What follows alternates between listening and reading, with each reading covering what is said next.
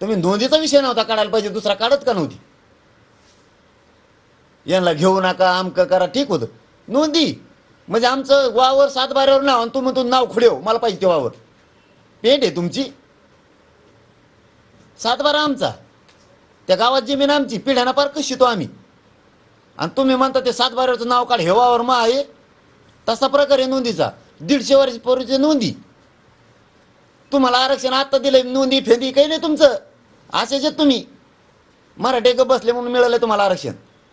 मराठ्याची original नोंदी 150 वर्षापूर्वीच्या.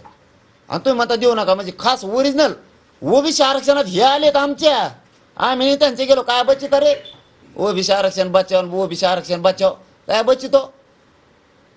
आमचं आरक्षण आहे 150 वर्षापूर्वीचं, त्याच्यात तू आला आणि तू आम्हाला सांगतो आरक्षण बचाव. आम्ही म्हणायला पाहिजे आमचं आरक्षण बचाव. 150 वर्षापूर्वीचं आमचं तुम्हाला आत्ता दिले त्या मंडल कमिशननं. आणि एक शासन निर्णयावर 1967ला एक दिले, सोयीनुसार दिले शासन निर्णयावर. शासन निर्णयावर असतं का ओबीसी आरक्षण? आणि मंडल कमिशनने किती दिलं रे? 14%. आणि गप तेवढं घ्यायचं. मुख्यमंत्र्याला गृहमंत्र्याला सांगतो 14% मंडल कमिशन आरक्षण दिलेलं आहे. बाकीचं बोगस आरक्षण सगळं काढून टाका. काढा ते काढून टाका पुरं. जे 14% दिलं तेवढंच पाहिजे आम्हाला नियमात, नाही तर होऊ द्या काय व्हायचं ते. पागल समजता का रे आम्हाला? परत मला जातीवादी म्हणता. मी काय वाईट करतो? माझ्या लेकराचं कल्याण व्हायला लागलं, मराठीचं मागणी करतोय, मला जातीवादी म्हणता? तुम्ही इतक्या दिवस आरक्षण बोगस खाल्ला, मी म्हणलो तुमचं आरक्षण काढून टाका.